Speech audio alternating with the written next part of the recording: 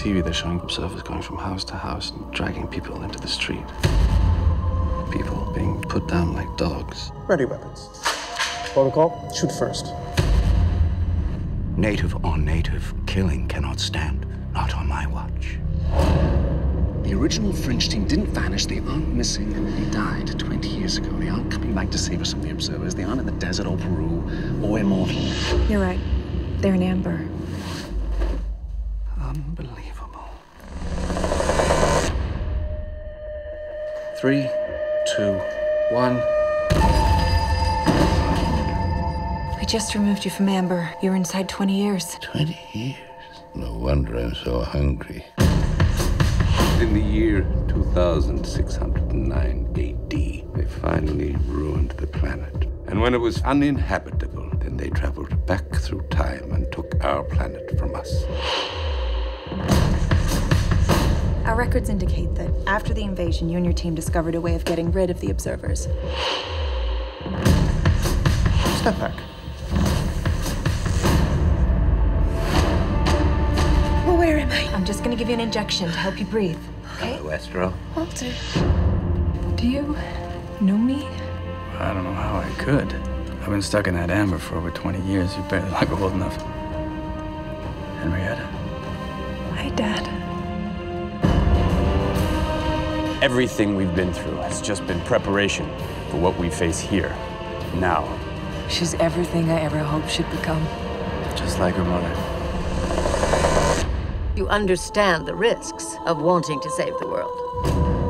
Well, they say he did it once before. Not without great consequence. God knows I may come to regret this, but we need Belly.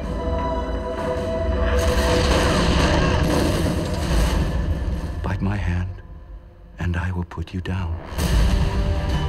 It's quite the adventure, isn't it? Like the guns of Neverone. We need to keep those bald-headed bastards occupied. What'd you have in mind? I think it's time we caused a few fringe events of our own.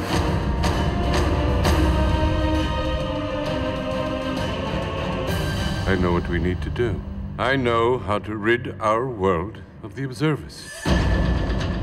Today is the day for which we were created. We're gonna finish what they stopped us from doing 20 years ago. We are insurgents. This is antimatter. You're smart, you do the math.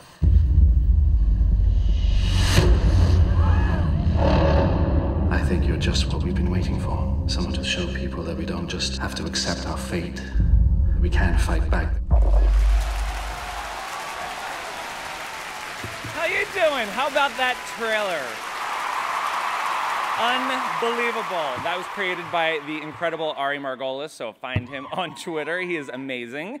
I want to thank you all for being here, and I want to thank everyone at Comic-Con for hosting us today. As Christy mentioned, we have that Comic-Con special TV guide issue. You want to grab that. It's got flip cover, so we've got our entire Fringe team on it. And if you want to check in with Fringe at Get Glue, I hear there's a sticker up for grabs. So you want to do that. And now I'm going to get to the most important part of our program, bringing out our cast. First, we have executive producer Joel Wyman.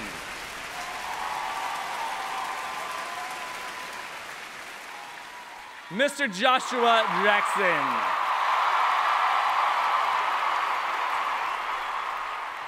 Mr. John Noble.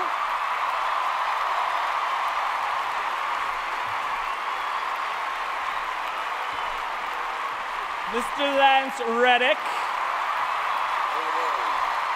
The beautiful Anna Torv. And the wondrous Jessica Nicole.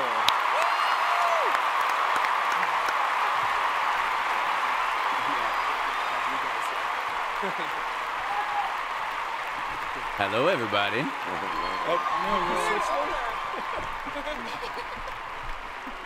All right. It feels good to be John. Gentlemen. All right, Take the boy out of Canada. Let's but just you get can't look take at the all Canada these. out of the Oh, boy. do you guys see this? Do you guys see this? Oh, white tulips. White tulips. Oh, my God.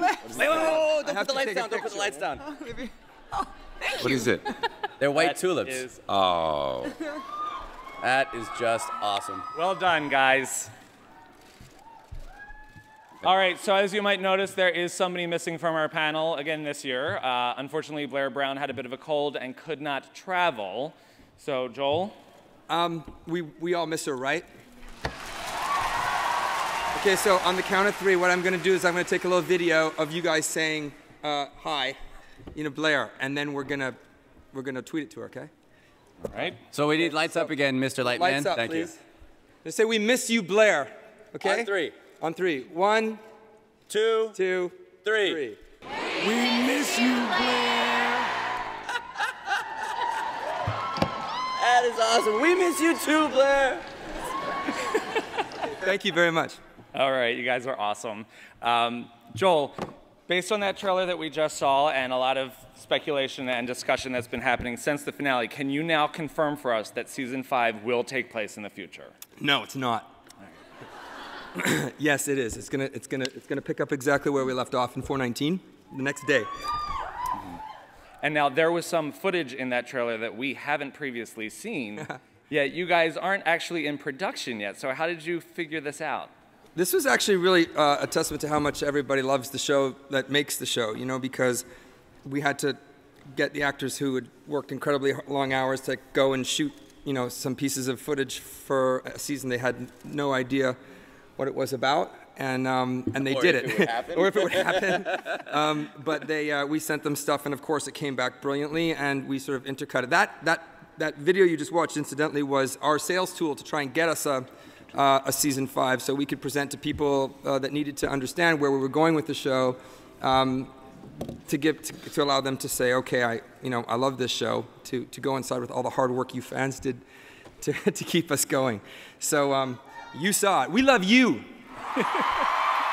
And you guys, you just joked about like if the season would happen. What did you guys feel? No, that actually was not a joke. Yeah, I know. What did you guys think when you got the 13 episode renewal? It was late in the day, so we were like, oh, okay, great. Yeah. I think it was a bit of shock. Well, you felt confident again. John is the wise old sage. Eternal optimist. On you always, you never drop the ball. But I think generally everybody was sort of happily surprised because we were right there on the razor's edge this year, even more so than any other year. So it was a a good shock. But it was the fans. Mm-hmm.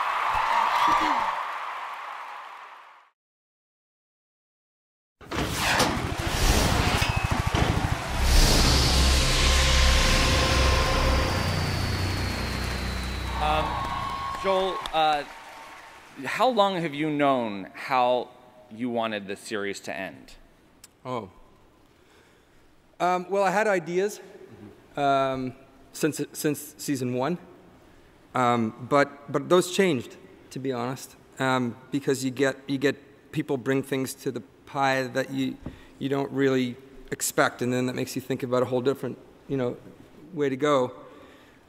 Truthfully, I had two and a half versions of what I kind of thought we should do for the end, and then I sort of decided about three months ago or a month and a half ago.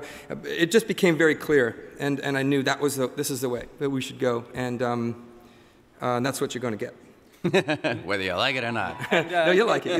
So did you clue the cast into how this is all going to end? Yeah. Which is really fun because I think that in past years we haven't, right?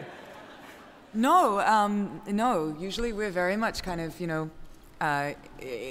the dark, and it's interesting, sort of. I don't know, being able to kind of plot a little bit more out than usual. Thank you. Well, actually, the truth is that it's because it's 13, and we want to write the scripts early to make sure that everything is absolutely perfect and the way that we would all want it.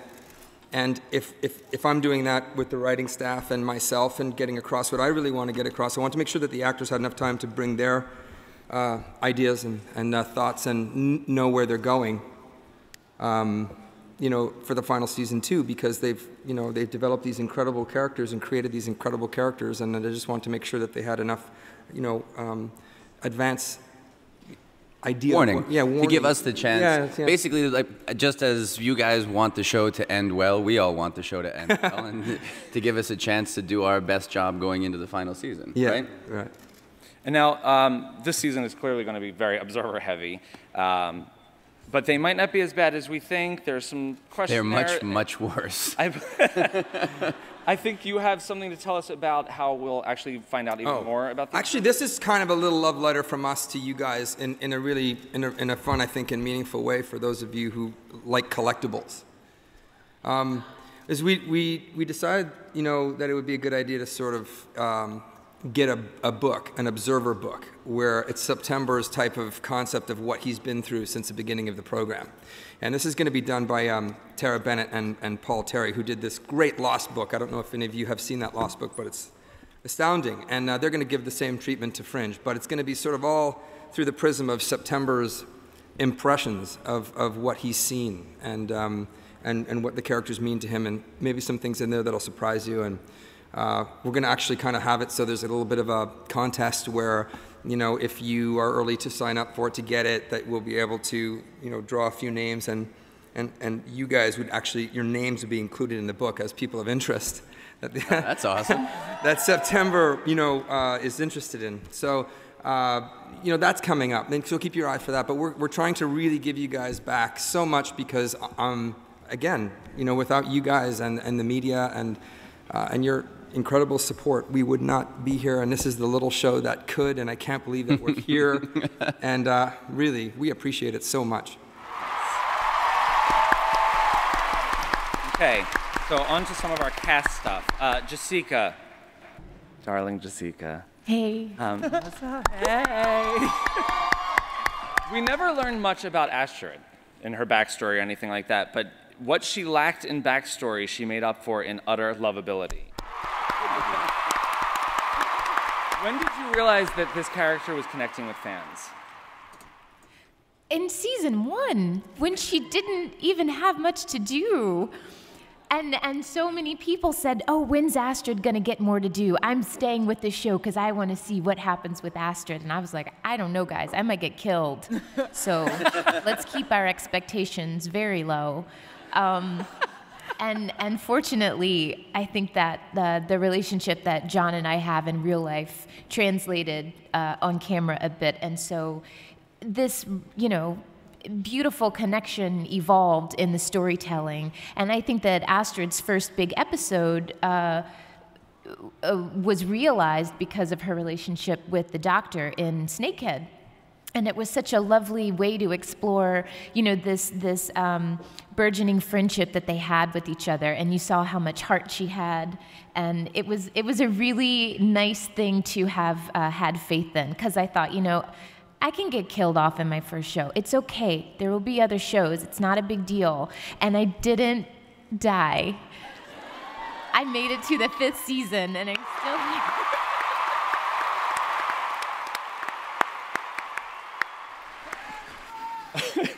And Lance, you are one cool badass. Nobody can shoot a stare like you. But do people freak out when they meet you and realize that you're not as scary as Broyles? He's scarier. Wait. What do you mean? Shoot, man. Can't be. I mean, this is the fans here. You can't say that stuff out loud. It was funny because somebody just said that the other day. I mean, people are always surprised when they see me smile. This is just for you guys. You can't go out in the world and tell them this stuff.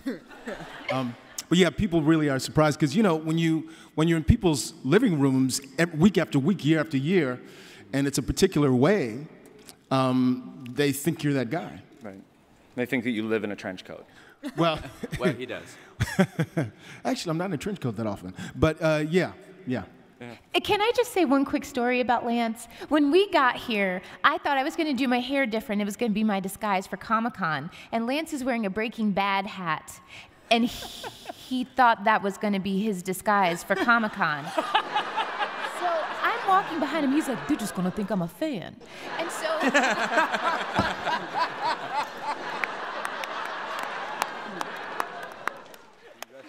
So we walk into the hotel. I'm sorry, I have to go. And so all these people swarm him, and I walked by and I waved see it to him as I got on the elevator, and I just want him to know that he is the tallest, darkest, handsomest man at Comic-Con.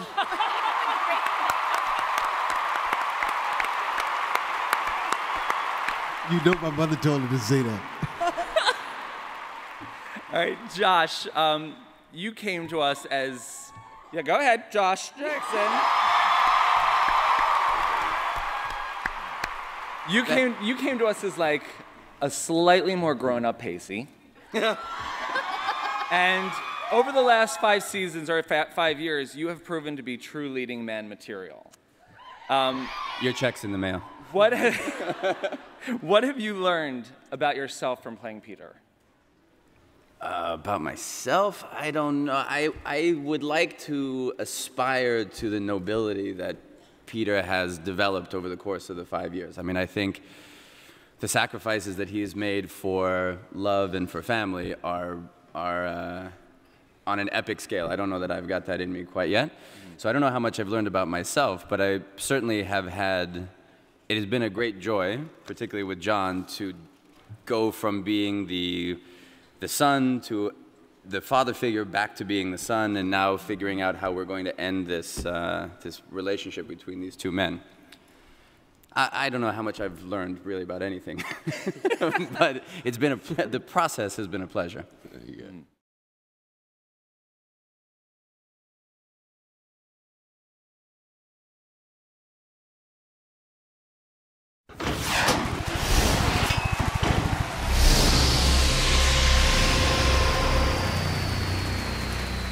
All right, John, like I said, I think we'll miss you most of all, Scarecrow. You have stolen our hearts. You have broken our hearts. You have proven that awards mean nothing. Well, not yet. Not yet.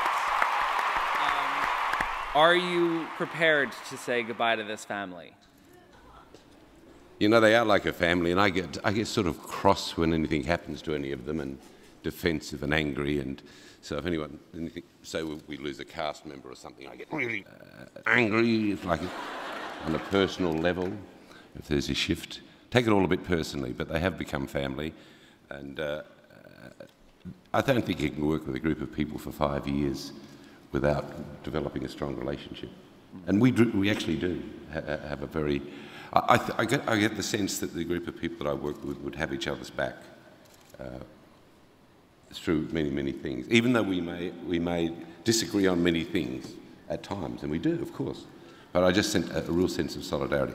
I love that, and I don't think that'll go away anyway with it. Was that the question, or do you want to ask me what I've learned from Walter? What we've learned, and this is a bit soppy, but what we've learned is about the power of love in this story, and the thing that holds Fringe together is the power of love, because it's between all of the characters there is developed a genuine love. And that's, I'm sure that's why you guys have followed it through. You know, the love between the father and the son, the love between Peter and Olivia, the wonderful bonds that have existed between these people that have to work together, because that's what we associate with. So through all of the science fiction, all the great sort of hurdles that we've gone through, it's that love factor that's kept us going, and will give us a brilliant final chapter. You can't hear me. Where are you, in the car park? Yeah, we can't see you. All right, so speaking of love, Josh and Anna, this couple, we have watched. Yeah. Josh and Anna, come on. We have watched these two dance around, flip universes, trade bodies. Yeah. It's your typical boy meets girl, boy crosses universe, girl goes to other universe, boy sleeps with her doppelganger story. Exactly. Girl gets pregnant. It's been told over and over again. Boring. Yeah, exactly. Doppelganger gets pregnant, has baby too fast, baby gets X'd out by interdimensional war, new baby is born, lost to future, finds dad, searching for mom, story.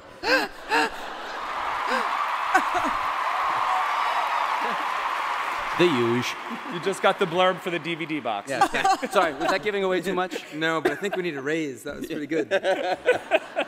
But what do you That was really think, good. without spoiling anything, since you guys do know, can you... What? Yeah. Do you know, at least, if these two will get their happily ever after? Well, look. I can't say that. I don't think No. he asked you, Mr. Wyman. No. You can't give anything away. Quick, turn off their mics. This will just stay between us, right? I think that these two will get the final chapter of their story. Wow, well trained. Anna? I concur. I mean, you know, the fun part of it is, and we're not to just be producery, but the fun part of watching the show and making the show is the process of discovery. This is why, more or less, we always try to stay away from spoiling things, not because we're trying to tease you, but because it's much more fun to watch it week to week. Like, I have speaking of Breaking Bad, one of our DPs from the first season of Fringe is on Breaking Bad. I love that show with like a really, probably overly intense passion. Stalkery. And I refuse to talk to him during the season or email him because I don't want to know, because I want to be able to discover it for myself. And so I think that story and all of these stories are coming to some version of a conclusion. And frankly, you know, the characters don't end when the show ends, but we'll tell our final chapter of the on-air story. And that's what this season will be. It's our last journey together. Okay, so going down the panel, starting at Miss Jessica, I want you to give us your favorite scene, but not one of your own. Does it have to be in Fringe? Yes. In Fringe. Yeah. Or the Mighty Ducks.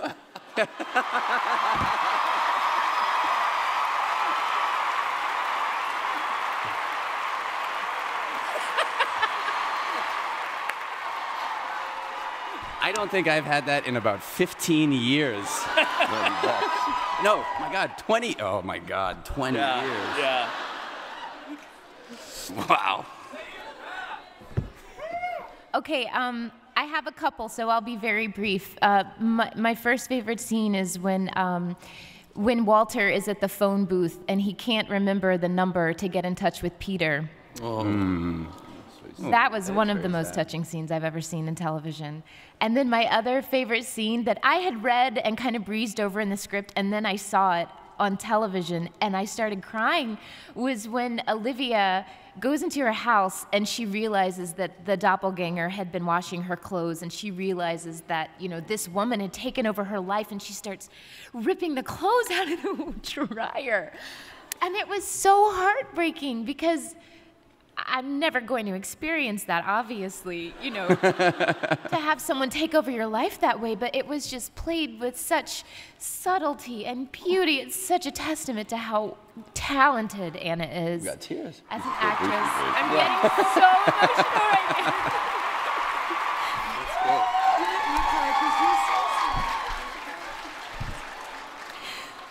now. We're girls and they put us together, so it rubs off, and that's the way it goes, and that's the bit. Seriously, this is such a gorgeous cast of people, and I've learned so much just watching them.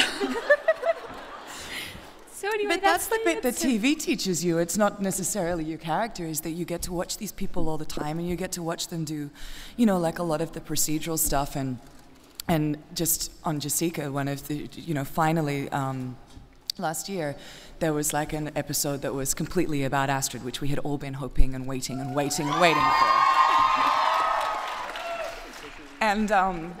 And we'd been waiting for we had been waiting for so long for that. And Jessica comes in with you know, in her outfit. Oh, how pathetic! Oh my God! Oh my God! Jessica comes in, and we're all there ready to do it, and the crew is all there, and it was silent. And our set's loud, and it was so silent, and the respect and the care and the love that was given that's the bit, because we get to work together, and watching you do that was just, but not even on screen, watching that in the room was just so special, and we were all there that day. That was one of the most magic moments I think we have had in the last 4 years. Sure. Thank you. So thank you. We had to wait a while, but we got it.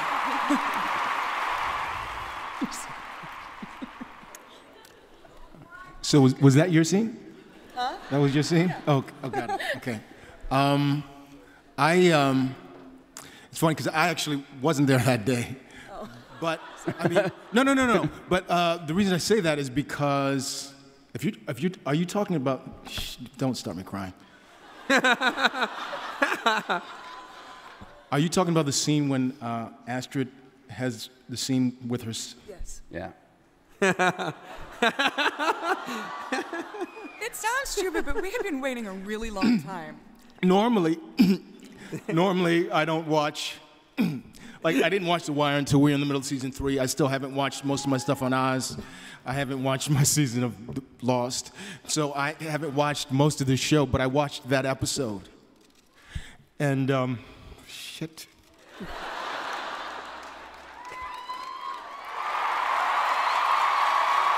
gonna look like assholes. We're gonna look like assholes. You're like Barbara Walters. Sorry. And it was actually 2 scenes together, even though they didn't come right after each other. When Astrid has the conversation with herself, and her alternate self asks her if she thinks that her father loves her. And Astrid has already lied to her, except we don't know it yet, and told her that her father's dead. And she said, yeah, I think he did. It's just that he didn't know how. And then you see her in the last scene when she goes in to see her dad. And he asked her how her day was, and because she's gone over to, he makes her dinner, right? Yeah. That was my favorite, those are my favorite scenes.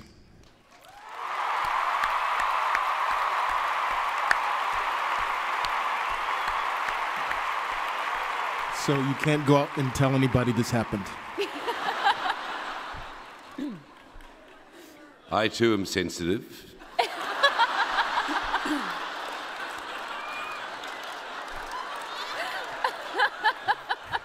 I loved it when Peter chopped that guy's fingers off. Standalone for me.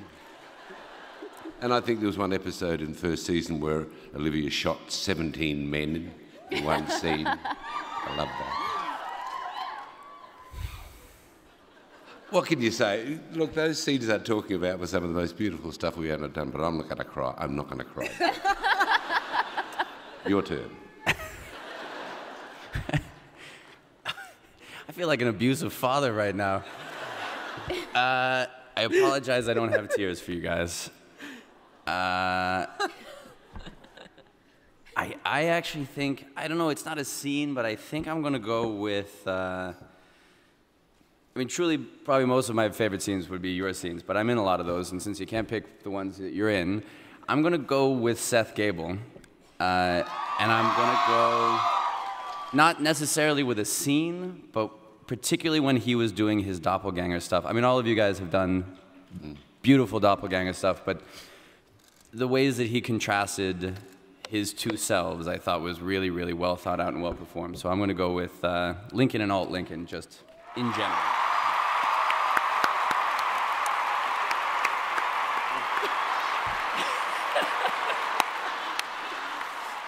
I swore I wasn't going to cry today. What about the scene where the worms came out of the guy's guts? Yeah, but I'm in it. I'm in it. I can't say that. I mean, truly, the grossest thing. Okay, so I can give you 2, but I'm in those scenes. The 2 times I've nearly lost my lunch on Fringe. Let's go with a different bodily function. There's one in the first season where we have a girl's eyeball out of her skull. Oh, yeah. We're sticking needles into it. And when we were shooting it, because things like that, in a horrible way, become normal when you're on set, you're like, oh yeah, eyeball, no problem. And we're just doing the thing, and then you watch it on camera, and I was like, oh my God, that's just so foul. It's just so incredibly disgusting. And then we did another one, I think the episode's name is Snakehead, where we pull these nematode worms out of people. That was good. And our effects crew is so good that I didn't know, we had these poor people who were like half dead in the water, and they were live people that were now half dead, and they built some mock-up bodies, and I didn't realize that this one was a mock-up body, and it had the worm in its mouth, and John just rolls down to it and pulls this like 7-foot worm out of it, and I was like, oh Jesus. Actually, you were standing right next to me. Lance was right next to me, and I literally did the I was expecting this poor guy to be like, I remember that day. Oh, my God. And the times when you thought something was real and it was dummy, and the times you thought something was a dummy and he blinked. Yeah, So, yeah, exactly. Yeah, stop kicking me. What? I remember a scene in the very first season where I had been standing next to this girl. She was lying on a gurney, as a lot of our guest actors do. She was lying on the, and we'd been chatting, so I knew that she was a real person. And I went away to do something, and I came back to go, how are you? And she had an eye out of her head, like in a thing. I nearly died and realized they just switched it out really quickly in the minute that I was gone. Yes, they're all very moving moments.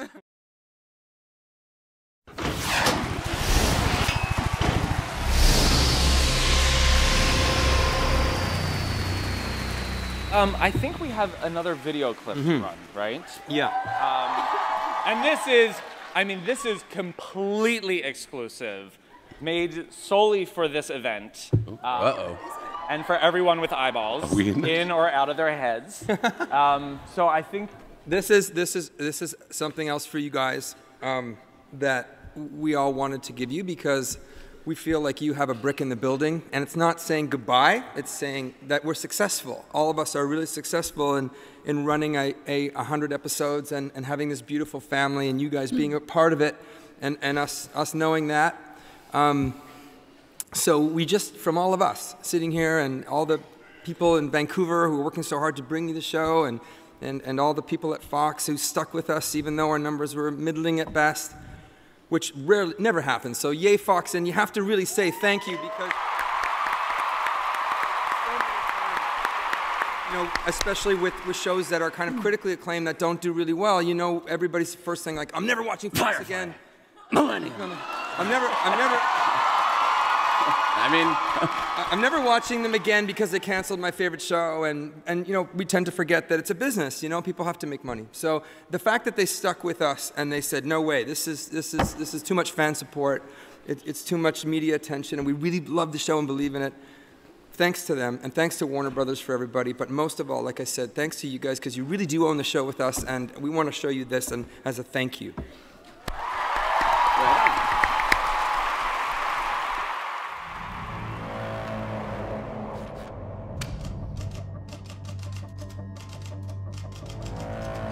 No matter where my investigations take me, they always come back here. You should know what you're getting into, Agent Dunham. A series of events has occurred. These events appear to be scientific in nature, and it's been referred to as the pattern. Who are you? I'm William Bell. I've been waiting quite a long time for this. Remember this symbol. Show this to Nina Sharp.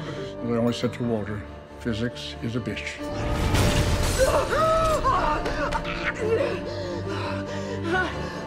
I need to speak to Nina Sharp. When objects from the other universe cross to our side, they have an energy. Someone described it as a glimmer. How can I see it? The Cortexiphan trials. I was part of the trials when I was a kid. It was a highly experimental drug. It might enhance certain abilities in predisposed children. What are you doing, Olivia? I've never met anyone who can do the things that you do. I'll go get my coat. Olivia, please don't tell him. Who did it? I'm not from here, am I? Son, I am not your son.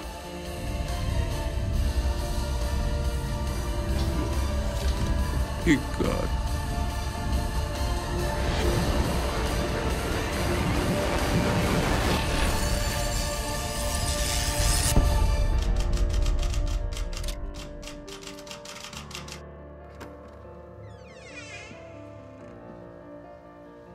Billy, were you a cartoon? I'd ask yourselves the same question.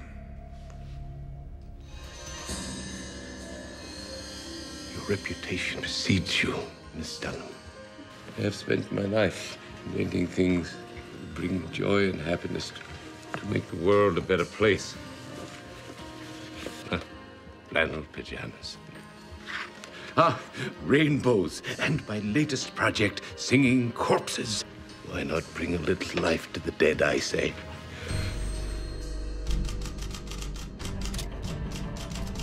What exactly is a civilian consultant? My area of expertise is weird. The strange. Walter says this tech isn't from here. They can have an army who can look like anyone they want them to. The shapeshifter's blood is mercury. Hello, Dr. Bishop. Newton, so what do we know about him? William Bell told me that Newton would try to open a doorway from our universe to the other side. Who's this guy? What is he doing? He's watching, which is why we refer to him as the Observer. It's a different guy. Who are these people?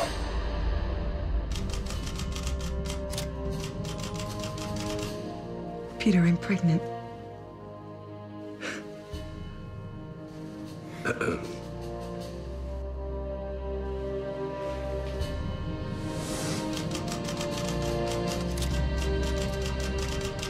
You have to come back.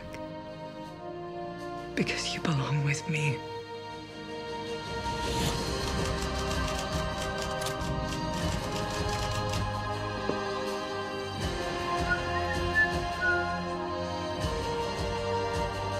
I don't suppose you are here for a sandwich. We have to warn the others. They are coming. Who's coming?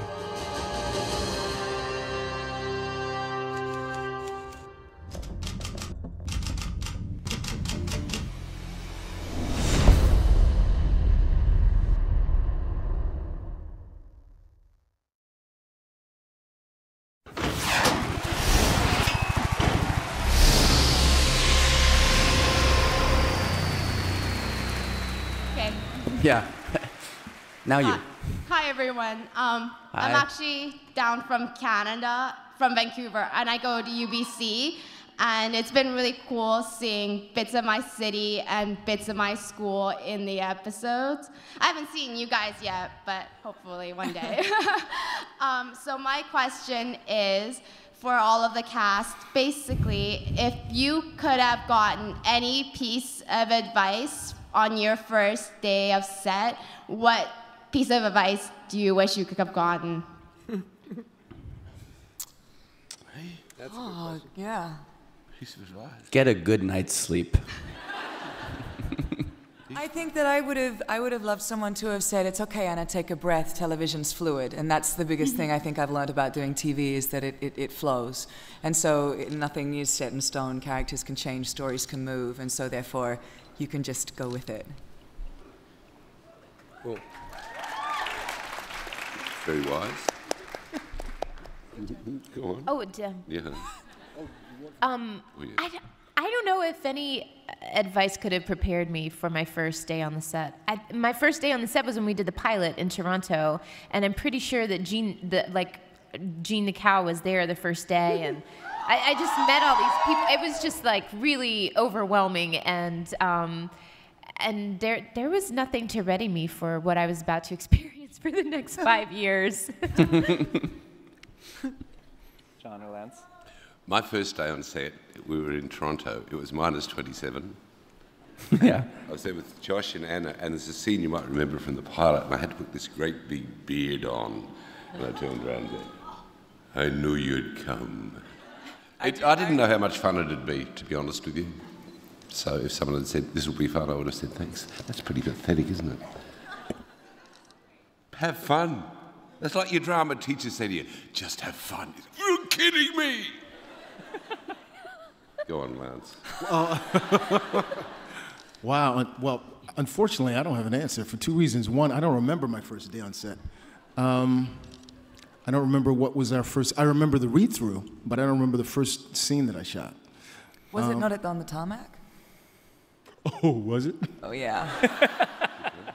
At the airport. At the airport, it was Well, minus 45. I think that was more memorable for you because you were out in it. We should be. I shouldn't interrupt. No, it's okay.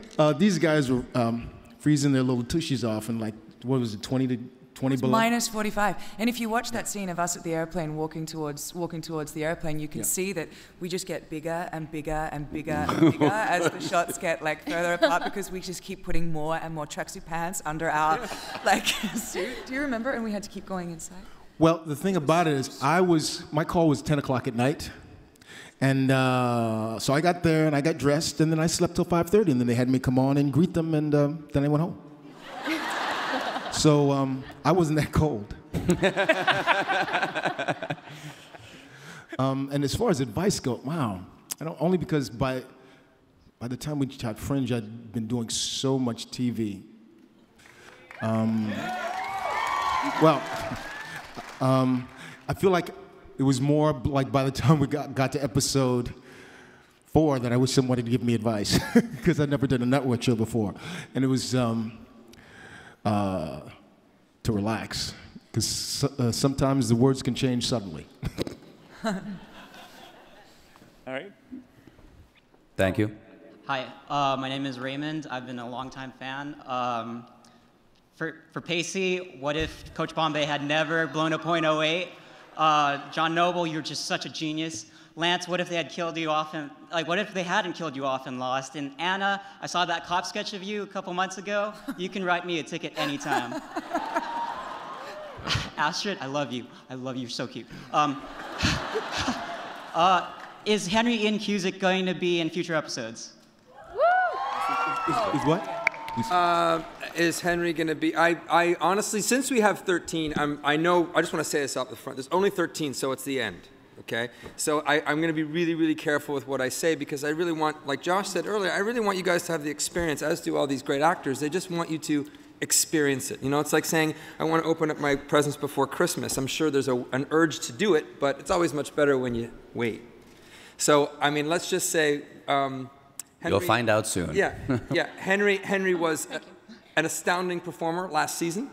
Let's see if he makes his way into the season this year. I'm sorry, that's all I can say. I'm going to be tight-lipped. Okay, so you guys all did really fantastic jobs playing different variations of the same character. So my question to Josh is, are you jealous? Well, I didn't make anybody cry today, so a little bit. Yeah, I mean, part of me enjoyed the fact that I didn't have to go through the rigmarole because I saw that the amount of extra work that each one of these players had to put into creating and then performing those characters, and and as I'm sure you can imagine, when they're performing those, they're doing it to blank space and creating the other performance, I would imagine, in their heads as they're going along. So that's not easy. So I have great respect for it. I think it would have been fun. I would have enjoyed doing it at one point, but I was happy with those days off. You look Thank great. you. I would say. Oh, she's Red Olivia. Yeah. She's dressed as blue. Yeah. Go ahead. G'day guys, my name's Rev. I'm from Melbourne, Australia, with a couple of my mates. Hello. Hi. We camped out here last night just to see this panel, only for this panel, so thank you. My question is, it's two-parter. Is there any thought about the series continuing on, like on another format, comic books or webisodes, etc.? And if so, would you guys possibly voice? Or write. Yeah. Would we? Well, we have a comic book artist and writer at the table. Yes, I'd be happy to keep the story on in my own head. It would be very different than what you've seen for the past 5 seasons. It'd be called The Adventures of Astrid and Walter. Yes, it would. I think anything is possible, that if this final season develops as we think it will, and we finish up very successfully, I would think that a film is very possible down the track.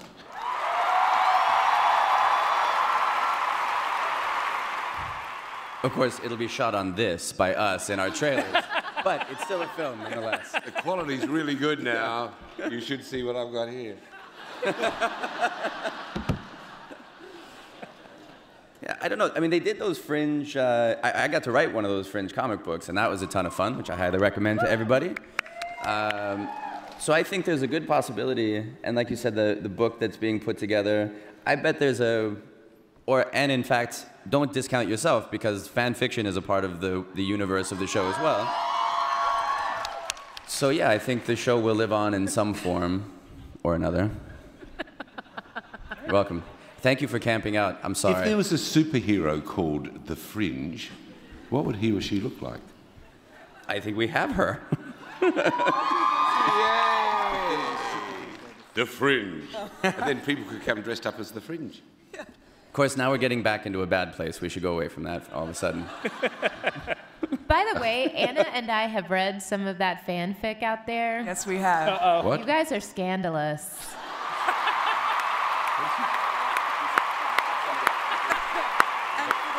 Time, and we just haven't actually managed to find time. We've just been To wanting shoot some of very those much to shoot like a little.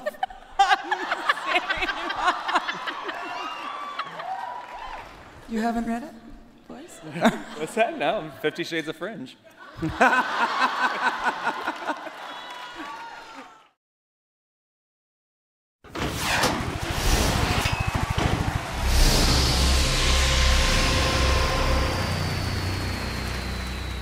Hi, my name is Mike, and you know what? It's okay to get emotional and cry because I feel it.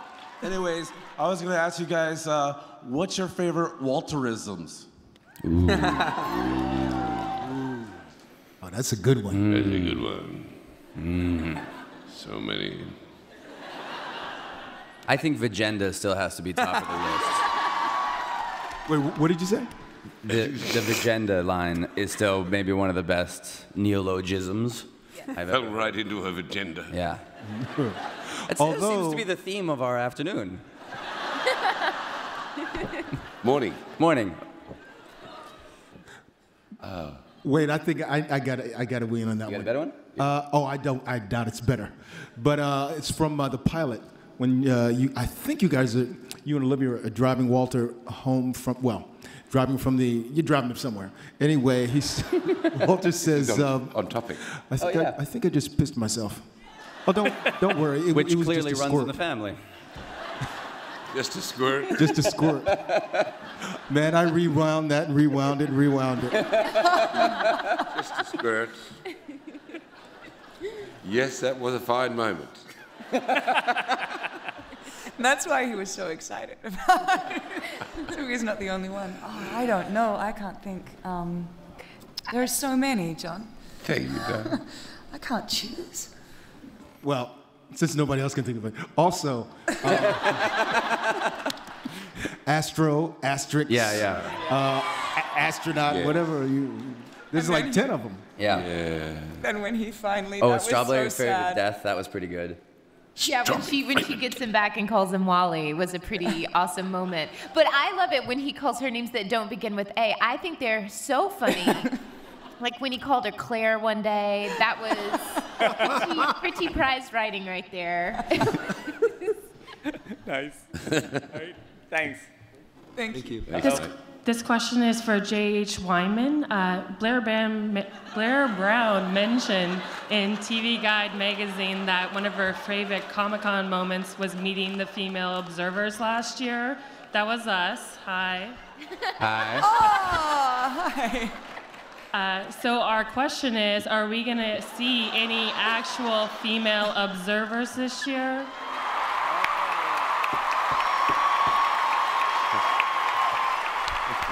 There's sort of like there's like an Observer Rockettes thing happening there. Well, that's on you, bruh. Look, but who's to say I the observers- always wanted female observers, and the network said no. No. Fox said no to women. No, this is not true. No, this is not true. The truth is, I think that the answer to your question will become apparent this year. There's a reason, and you'll find out the reason. All right. Thank you. All right. Thanks, guys. That's it.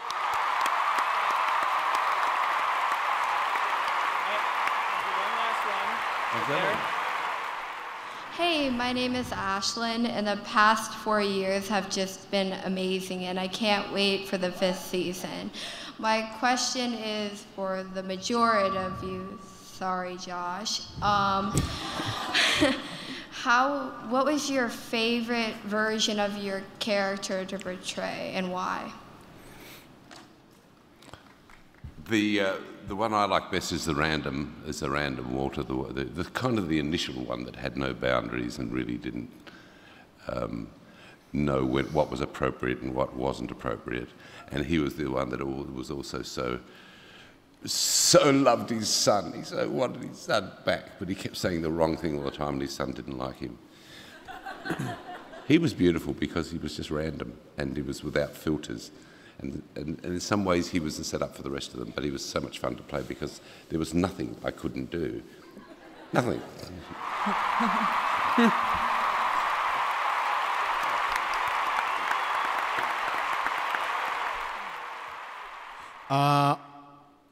Alt broils, because he was so conflicted. I mean, so hot. I wish he'd lived a little longer in 3rd season, but he definitely died with a bang. But really, because he was so, I can't think of any other way to say it except so conflicted. And the scene, I loved playing the scene with my son in the 4th season. When that was a hard scene to play because you have to get so much intimacy with someone that right away. But the young man playing my son was great. So the scene in the bedroom when I'm putting him to bed. So yeah, I love playing alt broils. Dude.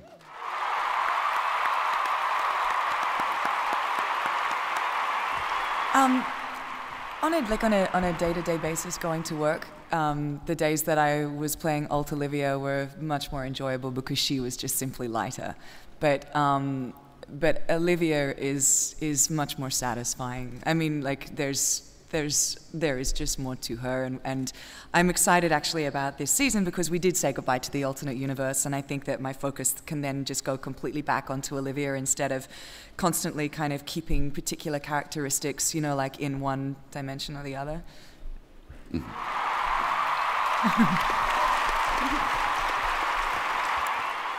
I loved both Astrids. I think that alt Astrid was more of a challenge for me.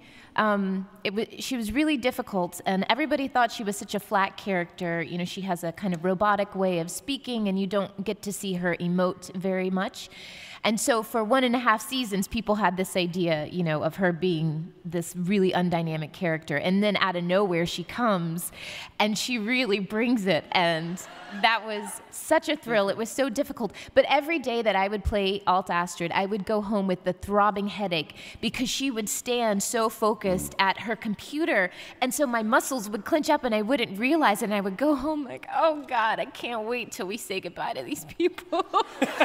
Because my body couldn't take it anymore, but it really was difficult to say goodbye to the alt universe.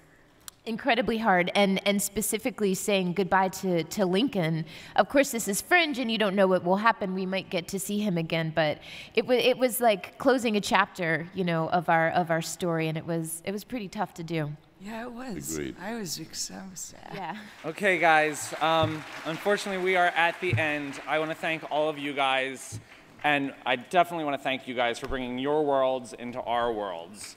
And I would ask you, please, if we may have a moment, would you guys please stand up and take a bow? Aww.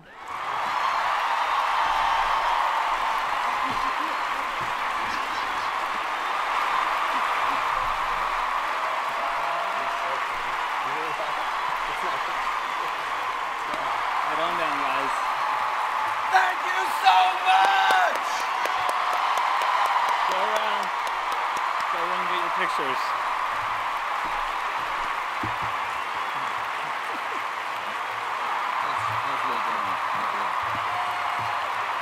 Ladies and gentlemen, the cast of Fringe.